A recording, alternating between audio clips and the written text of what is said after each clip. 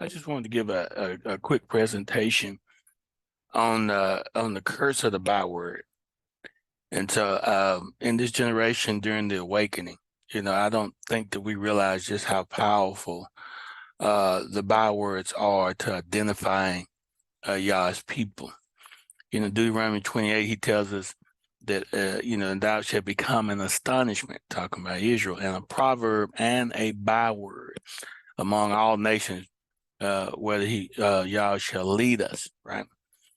And so when we take that into consideration, and then we go down to Deuteronomy 28, 45 through 47, he says that the curses shall come upon us and shall pursue us and overtake thee till thou be destroyed. And then he says it's going to be a sign and for a wonder upon thy seed. So this byword is going to pursue us and overtake us. And it's also going to be for a sign and a wonder upon the seed forever. All right. So whatever these bywords are that's there for us, they're going to stick to us. We won't be able to get rid of them. But the power of it is that they're going to be a sign. And the byword is a sign for who we are. And, it can never be taken away from us from that perspective. So I just want to look at this from that perspective and look at the bywords that are with us today and how they're going to identify who we are as a people. So when we talk about byword, the meaning of byword means a sharp word, a sharp cutting word, a taunt, a jibe. So it's a word that's used, and when it's used, it cuts us to our core. We feel it. We have a strong reaction to those bywords. And so the common bywords that we have today, some people is just being called black. Others is being called Negro. And then the other one is what we'll call for now the N-word. Okay. So when we look at those three words, I want to show you how powerful they are at identifying who we are. So we had to ask the question, if we're going to talk about the word black, Negro, and the N-word, we had to say, where did these words come from and why did they stick to us? So we know that they're bywords, we know that they're sticking to us, but where did they come from and how are they going to help identify who we are? And so, we look at those three words and we say these words stuck to our people for some reason.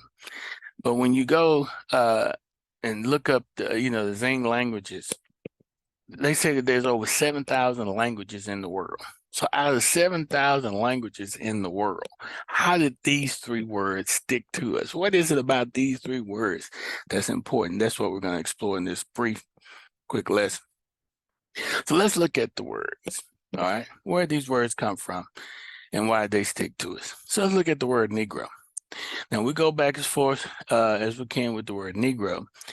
And today it's just used as a general term to identify anybody that's got dark skin. But that's not the original use of the word. The original use of the word Negroes back in the 1550s identified a member of a particular black skin race in Africa from Spanish or Portuguese. All right. So it was specifically talking about black skin race of people in Africa that were from Spain or Portugal. It's very important. It meant black, dark, and dusky. And it also comes from the Latin word, what we'll say right now, Niger. All right. So from the Latin word Niger, it meant figuratively gloomy, unlucky, bad, or wicked. Now, what's important about this word Niger is that it wasn't a common word used for black people of Africa. The usual terms for black people in Africa was Ethiops and Afar. All right, and so Ethiops is where we get the word Ethiopian. So normally in the Latin, when they were talking about the blacks in Africa, the black peoples in Africa, they always use the word Ethiops and Afar. But this particular time, they use the word, we'll say, Niger. Right? So when we look at the word Negro, we know that it's Spanish and it's Portuguese for black, referred to a particular group of Africans that were from Portuguese or Spain. Then we look at this word for now we'll call Niger. It was a Latin word that was used by the Roman elite, particularly like for the Pope, and it meant black, but it pointed to who they said were wicked. So it pointed to wickedness. Okay, so that's important to look at that particular word like that. So so let's see the real pronunciation of this particular word, Niger. All right, so when we go to Acts 13th chapter, there's a man called Simeon that was called, let's say, Niger at that particular time.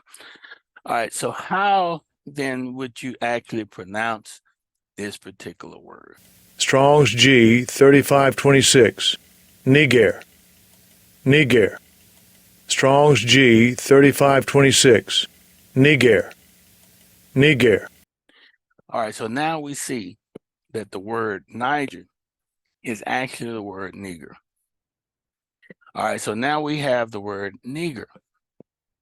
All right, so when we talk about the word Negro and we talk about the Pope and we talk about the Roman elite, when they referred to this particular group of people of Africans that were from Spain and Portugal, they used the word Negro.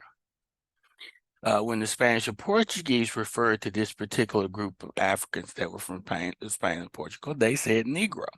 Both words mean the same thing. So let's look at this a little bit further. So what group of people did Negro or Neger refer to? All right. So let's look at this particular reference, 1600 reference. And it says that the Portuguese had dwelt on this island and formed the Netherlanders, that few lived above 50 years there, yet notwithstanding the great gain tempted them to tarry, several of them having 200 or 300 Negroes that worked in the sugar. Now I want you to see that they're using the word Negro right here. As we go on down and we look at this, it said that John III, King of Portugal, sent a colony there above 200 years before, whom thought the unwholesome air destroyed. Yet the place was not left desolate, for he sent new inhabitants who first settled in Guinea, next in Angola, and lastly on the island of St. Thomas, that so they might be the better used to the air. That the said king sold all those Jews for slaves that refused to embrace the Roman religion and caused their children to be baptized, from whom, coming thither in great numbers, most of the present inhabitants were descended. So in this particular 1600 text, the word Negro is pointing to the Jews. All right, so it's identifying a specific group of people, the Negroes are the Jews. Now remember what we talked about. The word Negro was pointing to a particular group of Africans that were from Portuguese or Spain. Now we have a reference that's saying this particular group of people that we were talking about were the Jews. All right, well, let's look at another reference. Then this other reference, it says Prince Henry colonies were enlarged by his successors. It said King John II in 1492 expelled all the Jews to the island of St. Thomas, which had been discovered in 1471, and to other Portuguese settlements on the continent of Africa. And from these banished Jews, watch this, the Black Portuguese, as they are called, and the Jews in Luango, who are despised even by the very Negroes, are descended. All right. Then it goes on down in there and said their Negroes was purchased in Guinea, Congo, and Monacongo, and the colonies had plantations furnished with from 150 to 3,000 Negro slaves. So in this particular book, it's written in the 1700s, it equates the word Negro with Jews with Black Portuguese. So Spanish or Portuguese for Black referred to a particular group of Africans that were from Portuguese or Spain. And the word Negro was Latin and referred to the exact same people. All right, let's move on. Let's see what we got here. So then we might ask the question, why not just call them Jews instead of Negro? Well, in this 1800 reference, it tells us why. It was actually against the law to call a Jew a Jew. All right, so in this particular text, in Portugal, the name of a Jew is a term of such high reproach that the government found it necessary to enact the law. Get this, they found it necessary to enact a law which forbade any person to call another by that appellation. And if a man who is styled a Jew to his face stabs the offender, the law does not condemn him. So it was against the law to call somebody a Jew. If somebody called somebody a Jew and somebody attacked that person, it was okay. So people were afraid to call somebody a Jew because they knew they had no one to defend them if they called somebody a Jew.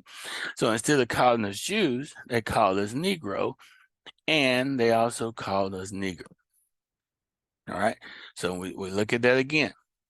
The Roman elite called us niggers, and the Spanish and Portuguese called us Negro. This is very important. It's pointing right back to where the slave trade started. So this is very important information.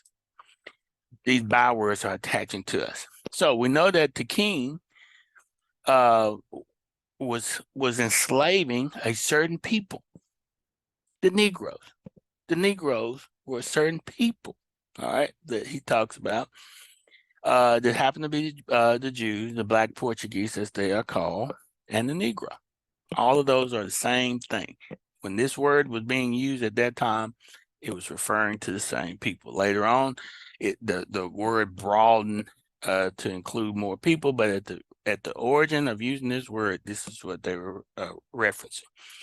Well, who gave the king permission? Because nobody could do anything without somebody's permission. And so when you go back to what we call the Dom Diversis, which is a edict written by the Pope Nicholas, it said to confirm the Portuguese trade rights, King Alfonso V appealed to Pope Nicholas V for support, seeking the moral authority of the church for his monopoly. The bull of 1452 was addressed to Alfonso V and conceded Portugal's right to attack, conquer, and subjugate Saracens and pagans. So this is what it said: we grant you by these present documents with our apostolic authority full and free permission to invade, search out, capture, and subjugate the Saracens and pagans and any other unbelievers and enemies of Christ, wherever they may be, as well as their kingdoms, counties, principalities, and other property, and to reduce their persons into perpetual servitude. All right, so now he's giving the king permission to subjugate certain peoples into what he called perpetual slavery. That means as long as they are considered pagans, they can be under servitude. So this was the Pope. Remember, the Pope is a representative in their religion. He is a representative of Christ on earth. So when we go back to this this first reference here, he said that that he made those Jews for slaves that refused to embrace the Roman religion. So these were the very people that the Pope gave them permission to go down and enslave. This is important. So now we go back to why did these words stick to us? Of the three words that really stick to us, Black, Negro, and Niger. All right. We have to understand that these words are sticking to us because they came from a particular origin. They came from the Portuguese and Spanish Inquisition. They came from the persecution of the Jews, and the word Negro and Niger identified the Black Jews of Portuguese and of Spain. All right. And these same Negroes and these same Niggers were the ones that were captured in the slave trade, sent over to Brazil, sent to the islands, and sent to the Americas for slavery. So these words, these bywords that are used to subjugate us and cut us to the core are still the very words that identify who we are.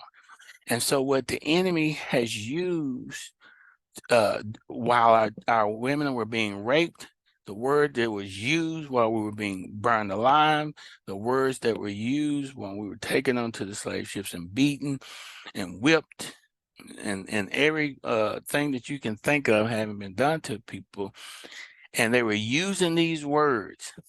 These words stuck to us because they were a byword. It was part of the curse. So let's look at the word Negro. Spanish and Portuguese for the word black, which was a reference to a specific group of people. This group of people, Negroes, Black Portuguese, was known to be Jews, but it was against government law to call them Jews, so they called them Negro. Niger was the Latin word for Negro. The Roman elites used Latin. So when the Pope referred to those very same people that we're talking about, he called them niggers. So you have the right to go down and capture and put into perpetual slavery all those niggers, all right, or all those Negroes. So this would be the word that came out of their mouth when they sent, when they gave permission to go and put us into slavery. All right, so Negro, Black Portuguese understood to be Jews, also called niggers, or what we would put an extra G in there today, by the elite of the Roman Catholic Church. Now, this brings us to the map of Negroland. Negroland. So we begin to talk about Negroland. Now we understand that this whole area in Africa, because the word Negro pointed to the Jews who are, the Black Portuguese, as they are called, according to our reference.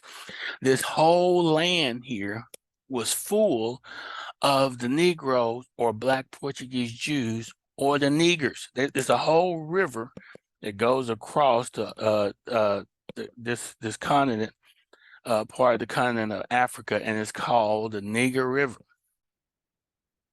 Think about that. So in some areas, they're using the Latin. In some areas, they're using this Spanish and Portuguese. So Negroland is also Niggerland. It just depends on who's saying it. So if the Pope's saying it, he's saying Niggerland. And if the Portuguese are saying it, they're saying Negroland. So it identifies, the byword itself identifies who we are. And so now they put us on these ships, they're calling us niggers, they're calling them Negroes. We get to America, and even on the census, we're called Negroes. And then everybody's also using the byword. We're walking down the street and we're the niggers. And they're identifying who we are just by using that byword. All right. So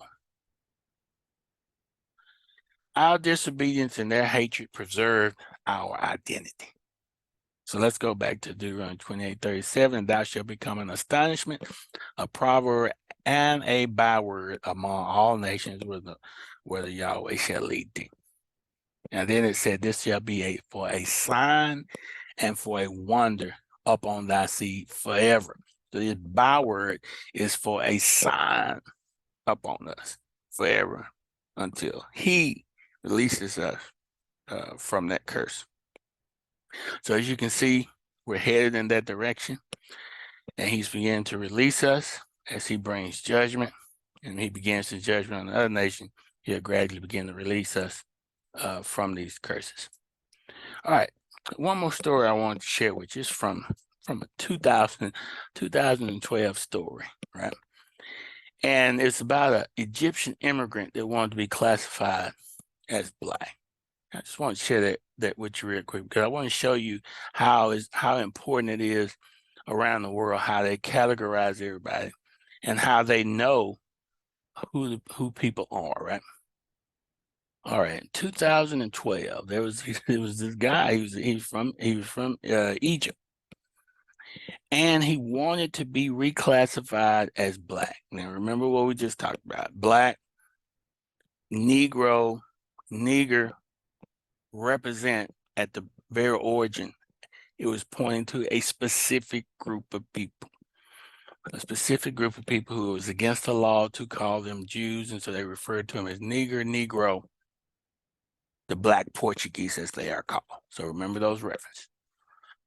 And so he says, this guy's name is Mustafa Hefney, and he said he's been Black his whole life, but the U.S. government doesn't agree. And say anyone who's ever filled out a census document or taken SATs is familiar with that odd moment when you have to bubble in your racial classification. So for many, the choices are confusing, limiting, and problematic. In the end, each person bubbles in what they feel represent their identity. So, but when Mustafa Hefney immigrated to the United States from Egypt, he didn't get a say in that decision. The government interviewer said, "You are now white," Hefney told CBS Detroit. All right, so they knew that this guy was from Egypt. He was, and he had skin, and he looked like what the world would just say he's a Black person. But because he was from Egypt, they knew that he was from a different group of people, and they would not allow him to identify himself as being Black, because Black meant Negro, Negro meant Nigger, Nigger means Jew, the Black Portuguese, as they are called. They would not allow it to happen. They had him, this Black man that you see on this picture, they had him marked that he was white. All right, so since the 1980s, CBS reports Hefney has been fighting to have the U.S. government reclassify him as Black, which is how he always seen himself. My classification as a white man takes away my Black pride, my Black heritage, and my strong Black identity. So I'm gonna leave this story here. This man is fighting. You look at his picture, and he's fighting to be called Black. But because the U.S. government knows he's from Egypt, they will not allow him to classify himself as Black or Negro or Nigger, because they know he's from a whole different group or class of people, and they would prefer that he mark white on his card than to call himself Black or Negro or Nigger. Man, that's some crazy stuff. So that's what I'm saying. These words identify a specific group of people. All right, so don't let anybody fool you.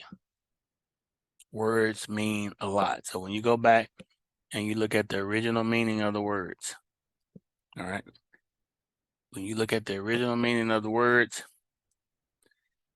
and you realize that Negro was a reference to a specific group of people, and this group of people were Negroes, Black Portuguese, but was known to be Jews, but it was against government law to call them Jews.